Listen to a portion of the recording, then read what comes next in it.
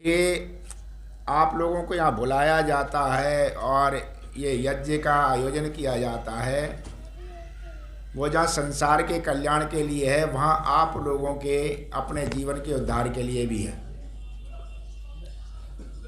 हम हमेशा ही प्रतिपल सोचते रहें। संसार का मतलब क्या होता है? संसार का मतलब है जो लगातार गति कर रहा है, एक व्यवस्थित गति कर रहा है, कोई ठहरा हुआ नहीं है। तो इस संसार में हमारा आपका रहना है, कब यहाँ से चल दें। परमात्मा ने हमें यहाँ भेजा है किसके लिए? अपने आत्मोद्धार का रास्ता प्रशस्त करो। सृष्टि का बनाने का उद्देश्य यही प्रभु का है कि जीवों का कल्याण हो, जीव अपना कल्याण करें, जीव अपने में स्वतंत्र हैं और उनको मौका देना चाहिए। तो उस परम कारुणिक प्रभु ने हमें ये शरीर दिया है, ये सुंदर संसार दिया है, जिससे हम देख रहे, सुन रहे और समझ रहे। तो इसका हम पूरा उपयोग करें। शरीर का कोई भरोसा नहीं है। ध्यान रखो, हम कुछ सोचते हैं, संसार में होता कुछ है। हम स्वतंत्र तो हैं कर्म करने में, लेकिन किंचित स्वतंत्र हैं। संसार में बहुत कर्मों का विस्तृत जाल बिछा हुआ है, हर एक के कर्म अलग अलग हैं। तो संसार हमारे अनुसार से नहीं चलेगा, संसार प्रभु की अपनी व्यवस्था से चलता है। तो कब कहाँ पर क्या हो जाए कोई पता नहीं है। पिछले वर्ष की बात है, यहाँ एक सज्जन आए थे, बड़े श्रद्धालु। मैं थोड़ा ये सोचता था क्यों नहीं आए, इस साल आना चाहिए था।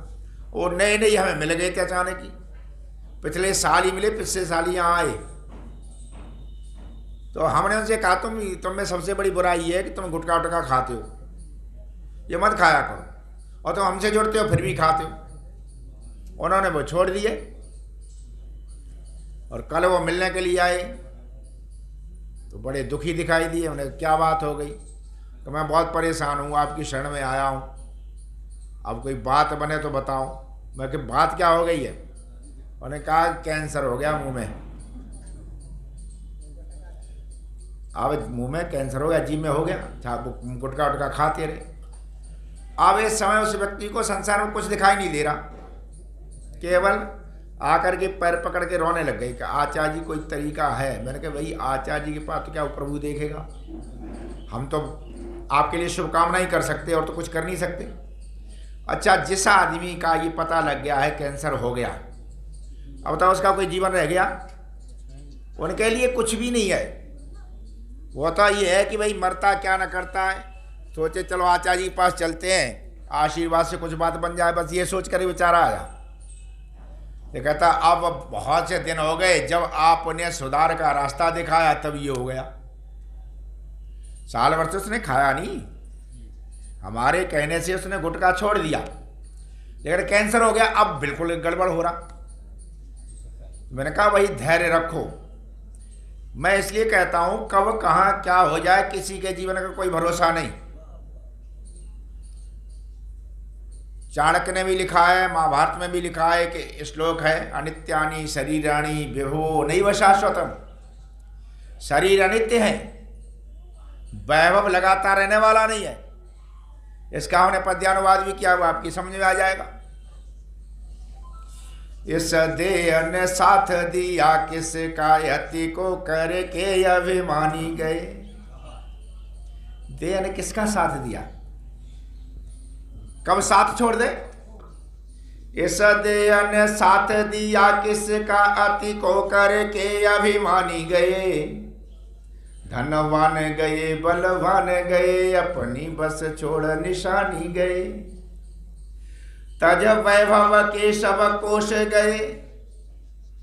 इतनी बड़ी तिजोरी हमारी, ये सब छोड़ गए।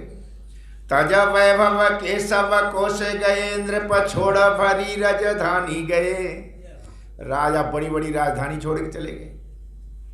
हमने एक बयान पढ़ा था कवि माधवराव सिंधिया का, उन्होंने अपना शरीर दान दिया, करते हैं लोग दान देते शरीर का, तो ग्वालियर में दिया और ये कहा कि हमारा शरीर के अंग हैं, आँख फाँक ग्वालियर वाले के ही लगाई जाए।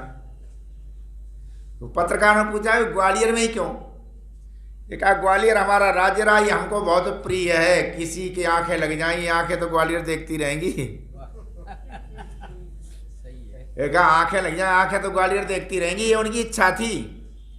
और जब दिल्ली से चले, भोगांव के पास एक्सीडेंट हो गया, आंखें क्या तिसड़े मिले, दानी नहीं हो पाया। आप कुछ सोचते हैं वहां कुछ हो रहा है, आप कुछ सोचते हैं वहां कुछ हो रहा। कहते तज वैभव केशव कोश गए, नृप छोड़ भरी राजधानी गए। तुम धर्म धरोहर को धर लो, कहते कहते सब जानी गए। सारे ज्ञानी महात्माओं ने कहा भाई धर्म धरोहर धर लो, यही साथ जाएगा। साथ संसार में, कहते संसार में कुछ नहीं, साथ भी जाता है, संसार में साथ भी जाता है। साथ क्या जाएगा? ब्रज के किसी कवि ने लिखा है, शायद हमने एक आध दिन सुनाया भी था, कि दूल्हा के संग बारात चले, दूल्हा के संग बारात चले, गज बाज चले नृप की सवारी। सूरन के संग शस्त्र चले, पति के संग जाए विदेश नारी। छाया तन की तन संग चले, लघु बालक के संग में महतारी। आखिर में कछु नहीं चले, बस संग चले कर तू तिहारी।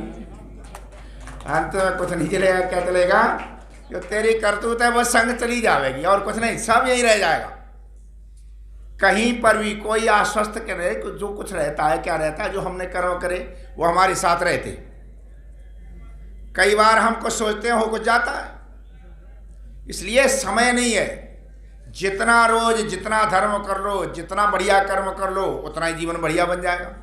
और नहीं करते हैं तो फिर गड़बड़ हो जाता। इसलिए हमारे ऋषियों ने बहुत बढ़िया व्यवस्था बांधी, और उनका रोज अपने जीवन का प्रतिफल धर्म से कैसे बांधे।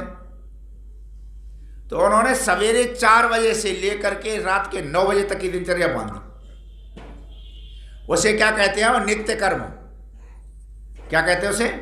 नित्य कर्म। 2 तरह के कर्म होते हैं, नित्य कर्म और नैमित्तिक कर्म। नित्य कर्म क्या? हमारी रोज दिनचर्या के। नैमित्तिक कर्म क्या है? किसी निमित्त से कर दिए, हवन कर दिया, भाई मकान का उद्घाटन करना है कर दिया, विवाह कर दिया।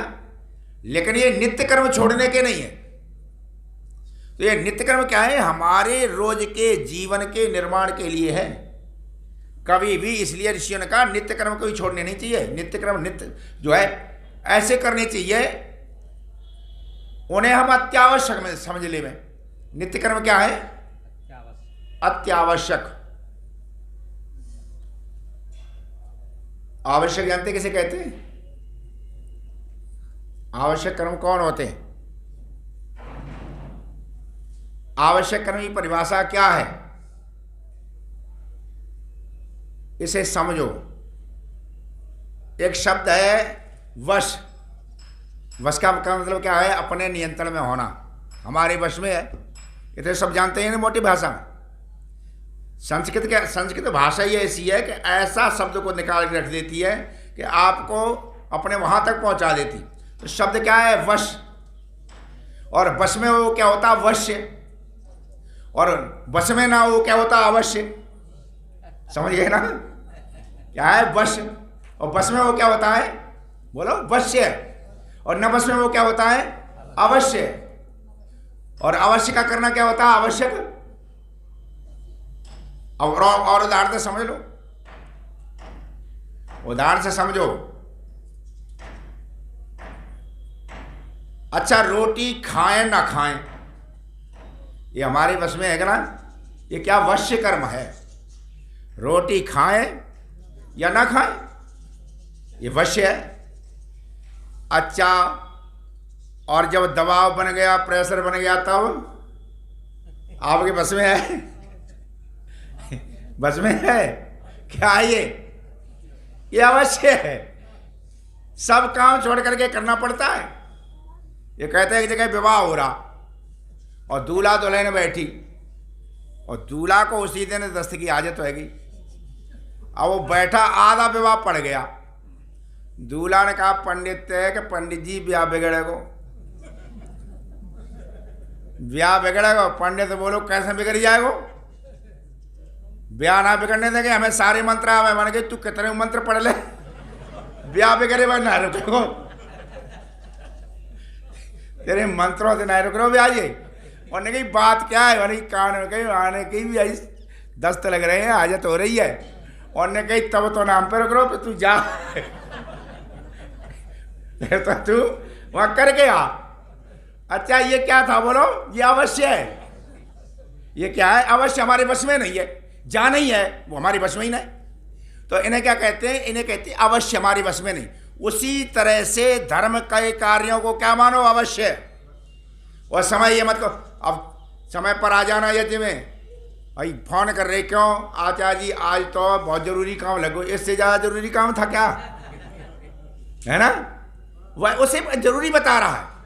जो जीवन निर्माण का, जीवन जो हम जन्म जन्मांतर से साथ देगा उसे तो मान नहीं रहा, और उसे अवश्य कह रहा है जिसका कोई मतलब ही ना। ब्याह में जाना तो आज तो ब्याह जरूरी था तेरे लिए, आगे पीछे चला जाता है या कार्यक्रम के बाद चला जा। तो जब तक हमारे जीवन निर्माण के कार्य हैं उन्हें हम अवश्य नहीं कर लेंगे तब तक निर्माण नहीं होता, ये ध्यान रखना। यहाँ कब होता है निर्माण, जब अवश्य हो, हमारे वश में हमें जान ही जाना है, आप कुछ भी कर। अच्छा इन अवश्य कार्यों को न समझते ये देश स्वतंत्र हो जाता। राम प्रसाद मिश्र का कल परसों जीवन वो गया है बलिदान दिवस।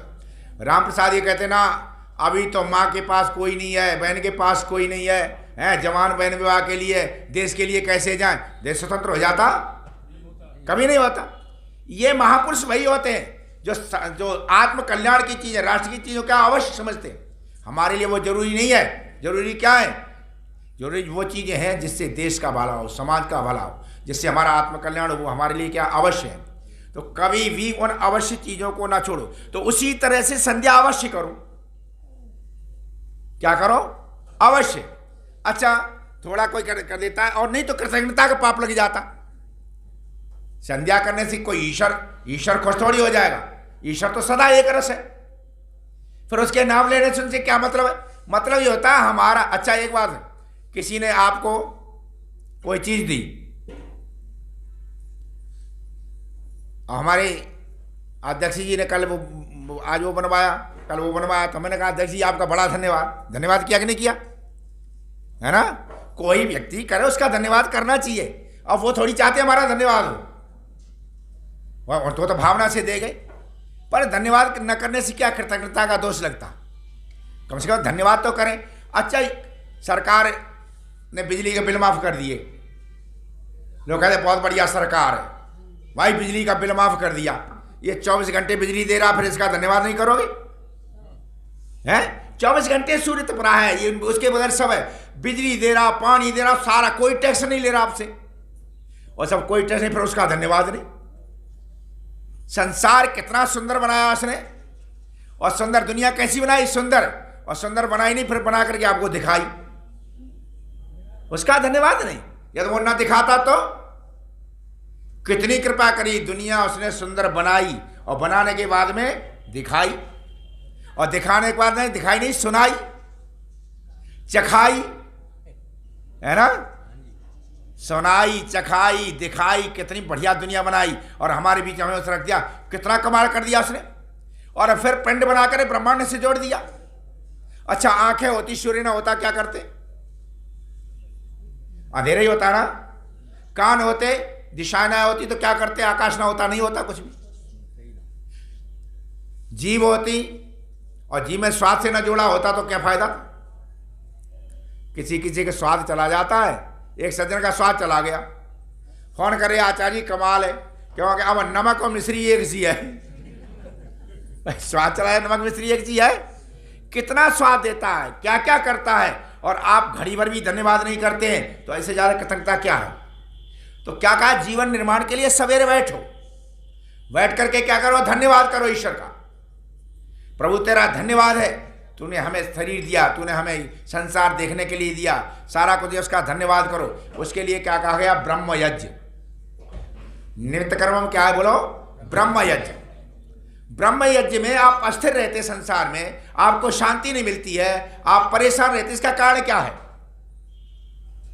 इसका कारण सिर्फ जो है भगवान कृष्ण ने गीता में बताया, और वेद में भी बताया इसका मुख्य कारण क्या है? राग और द्वेष। क्या है? राग और द्वेष हमारी परेशानी का कारण है। जहां राग होगा परेशानी है। अखबार पढ़ रहे, भाई एक्सीडेंट हो गया, 4 आदमी मर गए, और जब पलट दिया पन्ना, इतने पलट देते ना, एक्सीडेंट हुआ, अरे फलाना आदमी मर गया, अरे ये तो हमारा भतीजा था, हाय हाय करके सब भाग खड़े हुए। मौत तो दोनों हुई, एक में हाय हाय क्यों है? राग है। मृत्यु दुखदाई कहाँ? एक में तो राग है, एक में राग है ही नहीं। तो जो संसार में परेशानी किसकी है? राग की। राग है हमारे अंदर, राग हमें परेशान करता। जब राग परेशान करता है उसके लिए बार बार, और राग कहाँ पैदा होता है? मन में। मन में राग हुआ तो बार बार परिक्रमा कर, गोवर्धनी परिक्रमा करने जाते ना, यहाँ भी परिक्रमा है, वहाँ तो जब तक, यहाँ सवेरे शाम 2 बार परिक्रमा है। और परिक्रमा में बार बार मंत्र बोला जाता है, यो स्मान द्वेष्टि यम वयम दुष्मस्तम। बोलते हैं ना क्या? यो स्मान द्वेष्टि यम वयम दुष्मस्तम। वो मन में ये संकल्प किया गया है, प्रभु मेरे से जो द्वेष करता है या हम जिससे द्वेष करते हैं, दोनों भावना हम तेरी न्याय व्यवस्था में देते। हम नहीं आएंगे सामने। दुनिया में हमसे द्वेष करते हैं या हम जिससे द्वेष करते हैं, हम उस पचड़ी में पड़ेंगे नहीं प्रभु। ये तो तेरी न्याय व्यवस्था है, तू जो कुछ भी कर। ये सच्चा भक्त होता है वही शांत होता है, ये ध्यान रखना। जो बदला लेने करेंगे, ये करेंगे, वह शांत रहता है। शांत कौन रहता है? जो मेरे से द्वेष करते हैं, हम तुमसे द्वेष करते हैं, दोनों द्वेष भावनाएं प्रभु हम तेरी गोद में तेरे लिए देते हैं। द्वेष कौन करता है? द्वेष धातु अप्रीति अर्थ में है, अप्रीति होना। द्वेष का मतलब अप्रीति। अप्रीति कहाँ होगी? जहाँ प्रीति होगी उसी से अप्रीति होगी ना। जहाँ राग होगा वहाँ द्वेष अपने आप आ जाता। जब द्वेष दूर हट जाता, अपना पराया नहीं रहता, तब व्यक्ति शांत हो जाता, तब व्यक्ति को आनंद आता है। कबीर ने लिखा ना, वो कबीरा खराब खड़ा बाजार में, सबकी मांगे खैर, ना काहूते दोस्ती ना काहूते। सीधी सीधी बात है। और इन चीजों को हटा दो तो सब ठीक ही है। हम इन चीजों को हटा नहीं पाते। द्वेष हमें हटाना पड़ता है, और जहां द्वेष हट गया, द्वेष ही अपने आप परमात्मा की व्यवस्था से नष्ट हो जाता। महात्मा कबीर पढ़े लिखे थे नहीं, अनपढ़ थे ही। और तुम जानते हो कबीर को लोग वैसा समझते थे, तो उच्च कुल वाले तो अपने यहाँ रहने नहीं देते। कबीर ऐसी बस्ती में रह जाके बेचारे, जहाँ एक तरफ तो कसाई रह रहे थे, एक तरफ वैश्याएं रह रहे, और कबीर वहाँ सत्संग करें। अब सत्संग करें, सत्संग किसी को पसंद नहीं आए, कहो सत्संग में दोनों को घाटा हो, वैश्याओं को भी घाटा और कसाईयों को भी। उन्होंने सोचा कबीर को भगाया कैसे जाए। भगाने में ये, और वैश्याओं के यहाँ जो लोग आते तो उन्होंने कहा कबीर यहाँ बैठा है, यहाँ और झोपड़ी डाल के रह रहा, और यहाँ सत्संग करता है। यहाँ आदमी आते हैं, कसाई के हमारी दिक्कत खड़ी होती, वैश्या के हमारे यहाँ दिक्कत खड़ी। तो वैश्याओं ने जा करके, और जानते ही हैं जाते रहते गुंडे, कबीर की झोपड़ी में आग लगवा दी। जब आग लगी तो आग तेज बढ़ गई, हवा चल रही। अब वो ऐसा था, चिंगारी ऐसी उठी कि वो कसाईयों के भी पहुंच गई, वैश्याओं के भी पहुंच गई। अब सब जलने लगे। कबीर वहाँ बैठे सत्संग कर रहे, वे भाग करके आए। उन्हें 100-200-400 आदमी बैठे ही है, जहाँ जा करके भैया आग लग गई, तुम यहाँ सत्संग कर रहे हो, सत्संग के क्या फायदा, चलो आग बुझाओ चले करके। वो करने आए। कबीर ने कहा सत्संग से ही फायदा, नहीं बैठो, कोई आग बुझाने मत जाओ। कि तू क्या संत है? कबीर ने उन वैश्याओं से क्या कहा कि सुनो, तुम भी यहीं बैठो, लड़ाई हमारी तुम्हारी नहीं है। तेरे यार ने मेरे घर में आग लगाई, मेरे यार ने तेरे घर में लगा दी। और नहीं, तेरे यार ने मेरे, कभी नहीं पता था इन्हें लगवाई, तेरे यार ने मेरे घर में आग लगाई, मेरे यार ने तेरे घर में लगाई थी। और ये तो यारों की लड़ाई है, हम तुम तो यहाँ बैठी सत्संग करो। समझ ना? क्या है? यो स्मान द्वेष्टि, जो हमसे द्वेष करता है, हम जो उससे, जो हमारे घर में आग लगाएगा प्रभु उसके घर में आग लगा देगा। हम ज़्यादा प्रयत्नशील रहने, तो क्या कहा? ये कहा जो हमसे द्वेष करता है, हाँ, या हम जिससे द्वेष करते हैं, दोनों द्वेष भावना हम किस में रखें? प्रभु तेरी न्याय व्यवस्था में। द्वेष कब पैदा होता है ये ध्यान रखना। द्वेष कहते अप्रीति को। अप्रीति कब पैदा होती? जब ये कहेंगे ये चीज़ मेरी, तो लड़ाई पैदा हुई कि ना।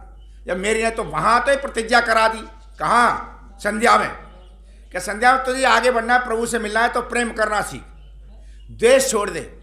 अब द्वेष की जड़ क्या है? ममता। द्वेष की जड़ क्या है? ममता।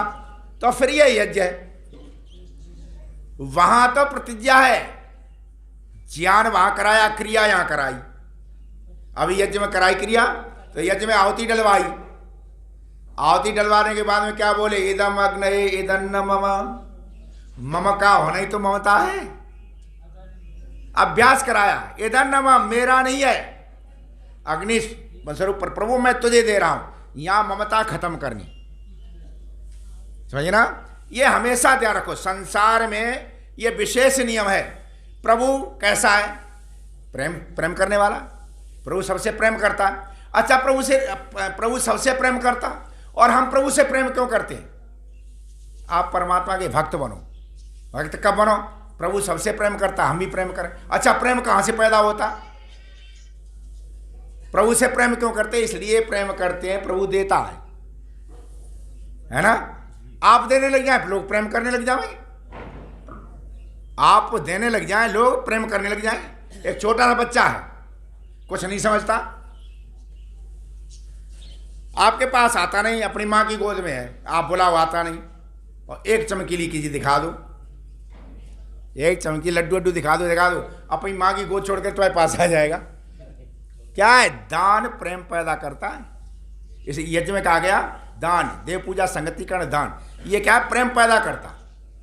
जहां पर दान भावना नहीं होती है, कितना ही बढ़िया आदमी हो, लोग पसंद नहीं करते। कंजूस को लोग गाली देते हैं, हमेशा देख लेना। कंजूस कहीं पर भी हो, ये स्वाभाविक है, स्वाभाविक प्रवृत्ति है। उपदेशक हमारे बीच में बैठे, ये उपदेशक जाते हैं प्रचार करने जाते हैं ना, खूब तो हलवा खिलाओ, खूब खीर खिलाओ। हाँ, रोज भजन गाते, खूब हलवा खिलाओ, खीर खिलाओ, बढ़िया सुलाओ, सब कुछ। और जब ये चले तो इन्हें 11-11 रुपया देकर नमस्ते कर देना। ये चौराहे पे जाते जाते गाड़ी दे लगे, बहुत बेकार आदमी यार, कभी जिंदगी कहते हैं नमस्ते जी, आप बहुत बढ़िया गाए, आपका बहुत धन्यवाद है, सब कुछ बेकार है। होता प्राग और राजवीर होता कि नहीं होता? और नेक 5-5 रुपया दे दे में, भाई जाते बढ़िया कोई आदमी ना है, कितना बढ़िया आदमी। ये प्राय करके होता है। भगवान कृष्ण का जीवन तो आपने पढ़ाई है ना। सुदामा जी गए, सुदामा बड़ा तपस्वी ब्राह्मण था और पूर्ण वैदिक रीत से चलता था। पहले ब्राह्मणों का क्या काम था? पहले ब्राह्मणों का काम ये था, देखो ब्राह्मण वही होता है, नामधारी ब्राह्मण नहीं होता। ब्राह्मण वो होता है जो कुंभी भर थाने रखे। धर्म का प्रचार ऐसे नहीं हो सकता। धर्म का प्रचार वही कर सकता है जो सच्चा ब्राह्मण हो। और सच्चा ब्राह्मण किसे कहते हैं? धर्म का प्रचार करते हैं। यहाँ कुंभी धान्य ब्राह्मण होते थे। कुंभी धान्य ब्राह्मण का मतलब ना एक घड़े भर रखते थे, बस आज का काम चल जाए, कल का नहीं। क्यों? अर्थ कामेश्वर सकता नाम धर्म ज्ञानम विधीयते। मनु महाराज ने कह दिया, काम और धन में जहां आसक्त व्यक्ति है उसे धर्म का ज्ञान नहीं होता। अर्थ में आसक्त धर्म का ज्ञान होने, वो तो धन देखता है, उसे यजमान के कल्याण से थोड़ी मतलब, जब धर्म फैले न फैले, उसे उसकी जेब से मतलब है कि दक्षिणा कितनी दे, इसकी जेब से पैसा कैसे निकले। वो हथकंडे अपनाएगा, बहकाएगा, ये करेगा, स्वागत करेगा, ये करेगा, किसी तरह पैसे निकलने चाहिए। जहां ये आ जाता वहां धर्म की बात नहीं होती। धर्म वही धर्म हो सकता है कि आप कथा सुनकर के, प्रवचन सुनकर के खुश हो जाए, बहुत बढ़िया बोलता, लेकिन आपके अंदर धर्म स्थायी नहीं होगा। धर्म स्थायी तभी होता है जब त्यागी तपस्वी आदमी आ जाए, वो प्रचार करे, लोगों के दिमाग को हिला देता। ये बुद्ध सारी दुनिया में छा गए क्यों? राज्य छोड़ दिया। बिना राज्य की थोड़ी छा, राजा लड़का है, राजा छोड़ दिया, लोग पीछे भाग खड़े हुए। तो उसी तरह से ब्राह्मण सच्चा, सुदामा सच्चे ब्राह्मण थे। कृष्ण जैसे मित्र के यहाँ कभी नहीं गई। गरीबी ज्यादा आ गई, वो आ गई पत्नी, एक दिन कहने लगी, पत्नी भी ठीक थी। नरोत्तम दास ने बड़ा सुंदर लिखा है, विप्र सदा सुदामा वसत है, सदा यापने धाम, भिक्षा कर भोजन करे, ये जपे हरि नाम। ताकि घरनी पतिव्रता, गहे वेद की रीति। कौन सी रीत थी? जो अभी आपने की है। ताकि घरनी पतिव्रता, गहे वेद की रीति, सुबुध सुशील सुलज्जति, पति सेवा सो प्रीति। केवल अपने पति से प्रीत थी। कही सुदामा एक दिन, कृष्ण हमारे मित्र, करत रहते उपदेश ऐसो परम विचित्र। सुदामा ने कही कि कृष्ण तो हमारे मित्र हैं। अरे उसका माथा ठन गया, कमाल है, कृष्ण जैसा मित्र तुम धक्के खाए थे भाई। कृष्ण आपका मित्र, तुम धक्के खा रहे हो। तो उन्होंने कहा फिर ऐसा है, घर घर के धक्के मत खावे, वहीं चला जा। जब इतना बड़ा मित्र है, बड़ा सुंदर लिखा है। तो सुदामा ने कहा ये ठीक बात नहीं। शिक्षक हौसी रे जग कोती, ताको कहा देता है शिक्षा, जे तप के पर लोक सिधारत, संपत्ति की नहीं तिनके इच्छा। मेरे ही ये हरि के पद पंकज, 12,000 लो देखो परीक्षा, और न को धन चाहिए बाबर बामन को धन केवल भिक्षा। औरों के लिए धन चाहिए, ब्राह्मण का धन तो भिक्षा है। तू वहां जाती, वो बेचारी बोली गई ये भिक्षा भी तो नहीं ला पा रहे हो। कहती को दो सवा जरूरत कब हूँ, जो चाहती ना हम दूध मिठौती। कोदो पहले कोदो सवा मोटे अनाज होते थे, गरीब खाते थे। क्या कोदो सवा भी जुड़ जाए तब भी हमें थी ना दूध मिठौती थोड़ी चाह रहे। कोदो सवा जरूरत कब हूँ, जो चाहती ना हम दूध मिठौती। शीत व्यतीत वही शिष्या कह हूँ अटके न, तो मैं पठौती। सारी ठंडे निकल गई, रजाई घर में है नहीं, कंबल है नहीं, समझ ना। जो न जानती हितु अरसो, तो काय को द्वारी का पेल पठौती। या घर तय कबहू न गई, जे टूटो तवा और फूटी कठौती। या घर तय टूटो तवा और फूटी कठौती कभी गई ना है। अब बेचारे जब ज्यादा कही तो चल दिए वहाँ। अब गरीब आदमी का प्रचार करता रहा, देखा नहीं वो द्वारिका बनी एकदम, द्वारिका एकदम शानदार बनी हुई। कोई बोले नहीं, चुपचाप द्वारपाल बैठे और सुदामा इधर उधर जाए के देखे। उन्होंने कही भई अब किनसे बात करें, अब बात समझ में नहीं आया कौन सा घर है। द्वारपाल से पूछा भाई उनको घर कहाँ है। द्वारपाल बोले काम क्या है कि मिलना है। काय के लिए मिलोगे कि भाई हमारे मित्र हैं, गुरुकुल में संग पड़े। उसे विश्वास ही नहीं हुआ कृष्ण का दोस्त, तो फिर ऐसी स्थिति में हो गए। तो उसने मना कर दिया, कहना नहीं मिले। उन्हें कही भाई एक बार बता दे, बस नहीं मिलेंगे लौट जाएंगे। बता तो दे जाकर के कैसे से आए उनके ऊपर। तो द्वारपाल वहां पर गया बताने के लिए। तो उसने उनका जो चित्र था उसका चित्रण किया कि शीश पगा न जगा तन में। शीश पे तो पगड़ी नहीं और कुर्ता भी नहीं है। शीश पगा न जगा तन में, नहीं जाने की आए बस एक ही ग्रामा। धोती फटी सी लटी दुपटी, पाए उपाने की नहीं सामा। धोती फटी है और वो भी इतनी जर्जर हो गई, दौरी करके पहन रखी है। पायन में जूते नहीं है। पाए उपाने की नहीं सामा। द्वार खड़ो द्विज दुर्बल एक दुर्बल ब्राह्मण खड़ा हुआ। द्वार खड़ो द्विज दुर्बल एक, रहो चकिसो वसुधाया विरामा। पूछत दीन दयाल को धाम, बतावत आपनो नाम सुधामा। उन्होंने कही आपका घर पूछ रहा है, सुदामा नाम बता रहा। आप गृहस्थ हो, कृष्ण के, भगवान कृष्ण के इस जीवन से शिक्षा लो। कोई बड़ा आदमी मंत्री अंत्री आ जाए तो भागते हैं, और कोई तपस्वी ब्राह्मण आ जाए तो कहते हैं बुला लो देख लेंगे कहाँ पर है, या कहते अभी नहीं है। जब ऐसा कहा जा करके कृष्ण के सामने आया, इतना बड़ा आदमी वो खड़ा है, तो कृष्ण ने ये नहीं कहा द्वारपाल को जल्दी ले आओ। ये सच्चे ब्राह्मण का अपमान था। ये कह देते क्या द्वारपाल के अंदर ले आओ ना। ये क्या है, ये तपस्वी ब्राह्मण के दिल को तोड़ना है। फिर कोई वेद प्रचार करने को तैयार नहीं होता है। सम्मान कम हो गया, इसलिए वेद प्रचार के लिए नहीं लोग निकल रहे।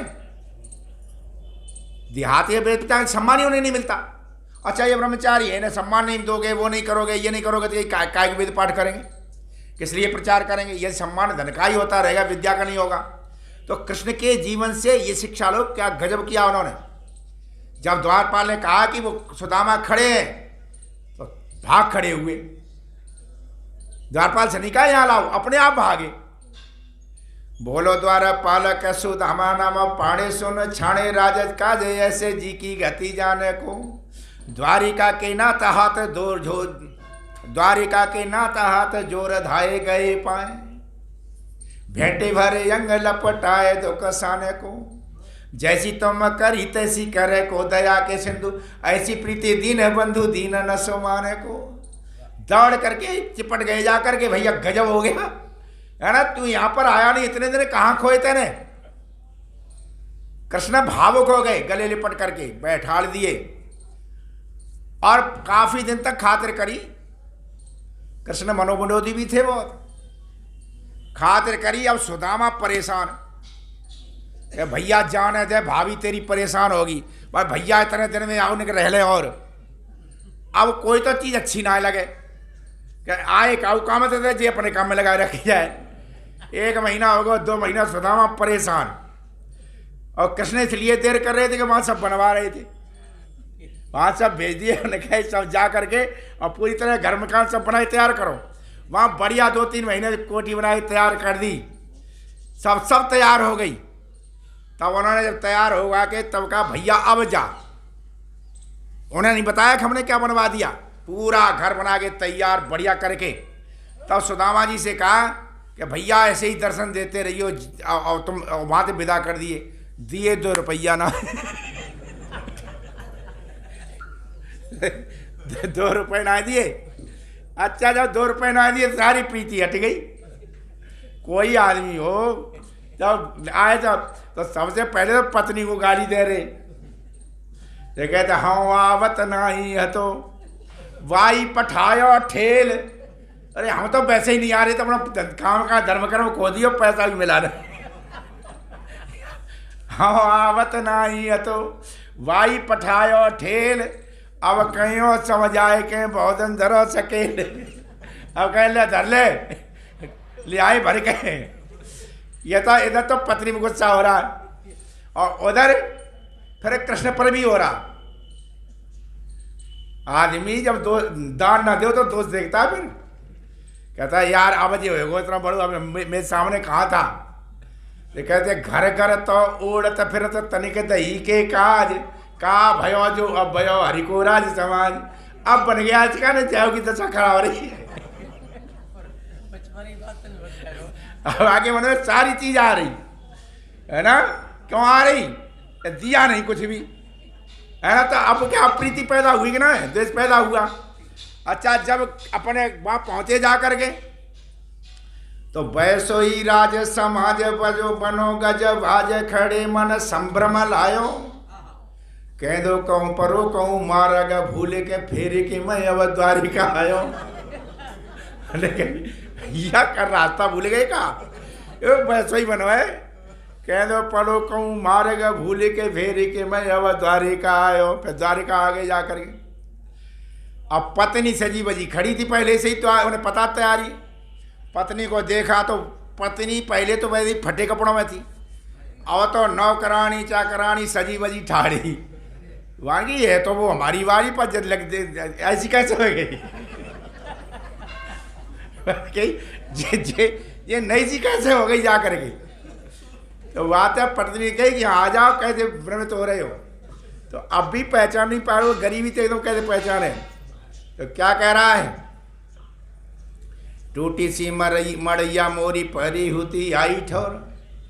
टूटी झोपड़ियाँ पड़ी थी, टूटी सी मड़ैया मोरी परी होती आई ठोर। तामे पड़ी दुख काटे ऐसी है मोधा मोरी। जेवर जड़ाऊ तुम साजिश पति जंग अंग। सखी सुए संग वो तो छूची होती पामरी। मेरी बपड़ायन त्यारी अनुहार पर विपता सताई जाने कहाँ पाई पामरी। पता नहीं कहाँ चली गई। उनने कही कि परेशान मत हो, हम ही तो हैं। इतना सारा कह कहाँ कर दिया, क्या अरे 3-4 महीने लगातार यहाँ काम चल रहा, कृष्ण ने सब बनवा दिया। तब वो कह रहा भाई बड़े आदमी बड़े ही हो में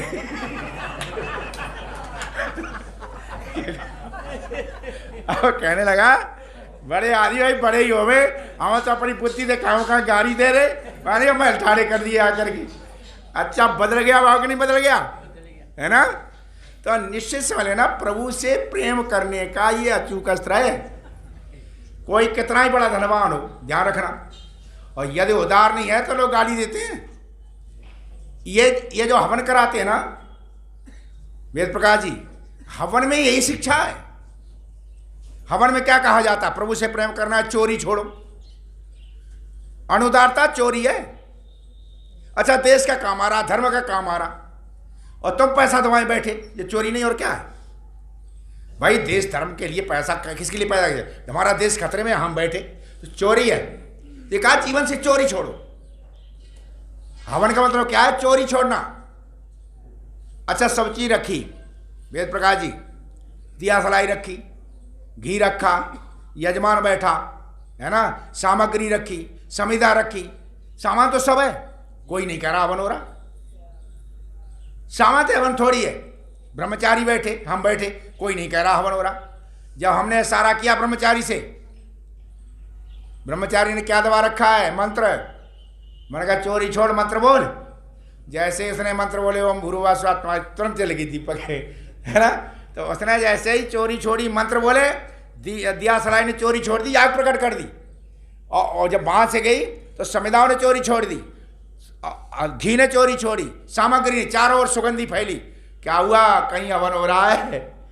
सामान सब है, हवन तब नहीं है। चोरी छोड़ने से क्या होता है, हवन होता है। चारों ओर कीर्ति फैलने लग जाए, सब जानने लग जाए आपको, तो समझ लो क्या है, आपका जीवन यज्ञ में है। सब जानने लग जाए, सब आपको जाने, आप सबको जाने। और ये कब होगा, ये उदारता से होता है। हमारी ये पूर्व नगर पालिका अध्यक्ष बैठे 2-3 दिन से यहाँ आते, मुझे बड़ा आश्चर्य, किसी गांव का आदमी हो, इन्हें सब पता है। तू नौगांव को है, फलाने को है, अगर याला को फलाने को है, तू फलाने के, सबको पता है। इन्हें नेतृत्व किया है नगर पालिका में, इन्होंने नेतृत्व किया है। और नेता का घर, नेता की कोठी, अब वो ये किराए पर रह रहे हैं। नेता की जो कोठी है ना, नेता का घर, सच्चा नेता कौन है, जिसका घर जनता का हृदय होता। समझ गए ना, सच्चा नेता वही है जिसका घर जनता का हृदय होता।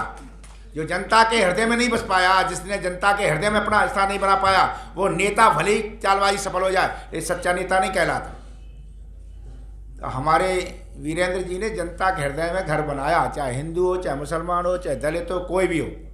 इनके कार्यकाल को कभी कह दो तो ये कहते वैसा कार्यकाल किसी का नहीं आया, हर एक ही में खड़े रहे। तो हमेशा ही ये भावना जब आ जाती, यज्ञ इसी यज्ञ भावना को हमें जीवन में लाना है। किसको, कि हमारे पास प्रभु ने दिया, अच्छा काम आता है तो हम दबा के नहीं रखेंगे, हम उसे करेंगे, उदारता लाएंगे तो क्या है, प्रीति पर, आपसे लोग प्रीति करेंगे, आपकी लोगों प्रीति। और ये प्रीति करना यही क्या है, यही प्रभु से मिलना है। और क्या है, जो प्रीति करता सबसे, प्रभु आनंद स्वरूप क्यों है, सबसे प्रेम करता। आप भी प्रेम कर ले जाए, आप आनंद स्वरूप हो जाएंगे। परमात्मा आनंद स्वरूप क्यों है, सबसे प्रेम करता। अच्छा आप सबसे प्रेम करो, आप भी आनंद स्वरूप हो जाएंगे। आप प्रेम नहीं करेंगे, द्वेष करेंगे तो दुख आ जाएगा। तो ऐसी पवित्र भावना आप सब में आए।